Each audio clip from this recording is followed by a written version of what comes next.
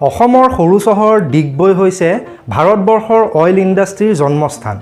আৰু Digboi oil refinery অকল ভাৰতবৰ্ষৰে নহয় এছিয়াৰ আটাইতকৈ পুৰণি অইল ৰিফাইনেৰী যিটো বৰ্তমানো কাৰ্যক্ষম অৱস্থাত আছে আৰু আজি আমি কথা পাতিবলৈ ওলাইছো ডিগবৈ অইল ৰিফাইনেৰীৰ বিষয়ে কিছু নজনা আৰু ইন্টাৰেষ্টিং কথা তেনেহলে ফ্ৰেন্ডছ আহক বেছি পলম নকৰি আজি আমাৰ ভিডিওটো আৰম্ভ কৰো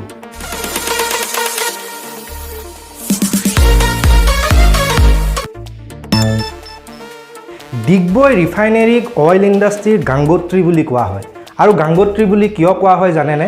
গাংগোত্ৰী হিমালয়ৰ সেই কুৰা ঠাইক কোৱা হয় যি কুৰা ঠাইৰ পৰা গংগা নদী আৰম্ভ হৈছে আৰু যেহেতু ভাৰতবৰ্ষত তৈলক্ষেত্ৰৰ আৰম্ভণি ডিগবৈৰ পৰা হৈছে সেয়েহে ডিগবৈক গাংগোত্ৰী বুলি কোৱা হয়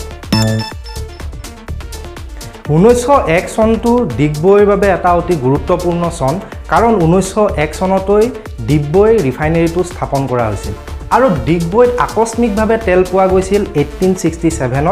যেতিয়া ডিগবৈত আসাম ৰেলৱে ডিগবৈ আৰু মাৰ্ঘেৰিটা সংযোগী ৰেলপথ নিৰ্মাণ কৰি আছিল আৰু যেতিয়া তেল পোৱা গ'ল তাৰ পাছত 1889ৰ পৰা তাত খনন কাৰ্য চলোৱা হয় তেলৰ বাবে আৰু শেষত গৈ 1901 চনত তাত অইল ৰিফাইনেৰীও স্থাপন কৰা হয় ডিগবৈৰ নাম আৰম্ভণিৰে পৰা ডিগবৈ নাছিল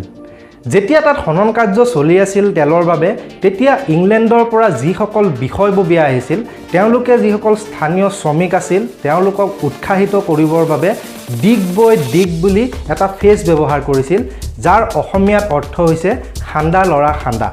আৰু এই ডিগবৈ ডিগ ফ্ৰেজটোৰ পৰাই পিছলৈ এই ঠাইটুকুৰাৰ নাম ডিগবৈ হৈ গ'ল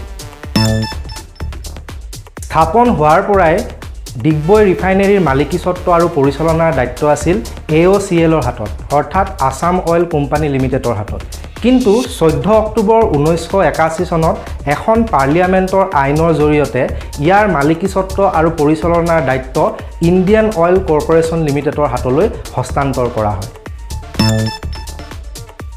ডিগবৈত যেতিয়া খনন কাৰ্য চলাই থকা হৈছিলে খনন কাৰ্য চলাই থকা অৱস্থাত মাটিৰ পৰা মাত্ৰ 54 মিটাৰ তলতেই অইল ৰিজাৰ্ভটো পোৱা গৈছিল আৰু এই বস্তুটোৱে সমগ্ৰ পৃথিৱীতে এটা খলকনি সৃষ্টি কৰিছিলে সকলোকে আচৰিত কৰি তুলিছিলে কাৰণ মাটিৰ পৰা মাত্ৰ 54 মিটাৰ তলত তাত তেল পোৱা গৈছিল ইয়াৰ পিছত 202 মিটাৰ তলত তাৰ সৰ্ববৃহৎ অইল ৰিজাৰ্ভটো পোৱা গৈছিল আমি যদি ডিগবৈ ৰিফাইনেৰীৰ কেপাচিটি কথা কওঁ তেনেহলে ডিগবৈ ৰিফাইনেৰীৰ কেপাচিটি হৈছে 0.65 মিলিয়ন মেট্ৰিক টন পাৰ এনাম অৰ্থাৎ 6,50,000 মেট্ৰিক টন বছৰি অৰ্থাৎ 65 কোটি কিলোগ্ৰাম তেল খাৰুৱা তেল ই বছৰি ৰিফাইন কৰিব পাৰে আৰু 65 কোটি এটা সৰু সংখ্যা নহয় ডিগবৈ ৰিফাইনেৰীয়ে তেওঁলোকৰ 100 বছৰ সম্পূৰ্ণ হোৱাৰ উপলক্ষে 2002 চনত এটা মিউজিয়াম স্থাপন কৰে আৰু সেই মিউজিয়ামটোত সকলো ধৰণৰ ডিগবৈ ৰিফাইনেৰীৰ লগত জড়িত তথ্য পাতি আপোনালোকে পাব আৰু লগতে তাত 1901 চনত যিবোৰ যন্ত্ৰপাতি ব্যৱহাৰ কৰি তাত খনন কাৰ্য চলোৱা হৈছিল আৰু তেল ৰিফাইন কৰা হৈছিল সকলো ধৰণৰ পৌৰাণিক যন্ত্ৰপাতি আপোনালোকে তাত দেখিবলৈ পাব আৰু এই মিউজিয়ামটো সম্পূৰ্ণৰূপে জনসাধাৰণৰ বাবে মুকলি কৰা হৈছে ডিগবৈ ৰিফাইনেৰীয়ে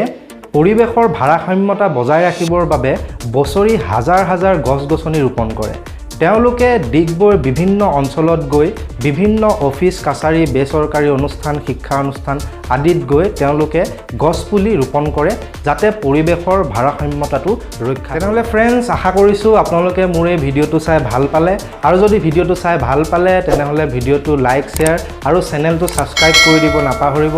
আৰু যদি কিবা মোৰ প্ৰতি সাজেশন আছে তেনেহলে কমেন্ট কৰি জনাবলৈ নাপাহৰিব আপোনালোকৰ এই কমেন্টবোৰে মোক আৰু উৎসাহিত কৰিব নতুন নতুন ভিডিঅ' বনাই যাবলৈ তেনেহলে ফ্ৰেন্ডছ আজিলৈ বিদায়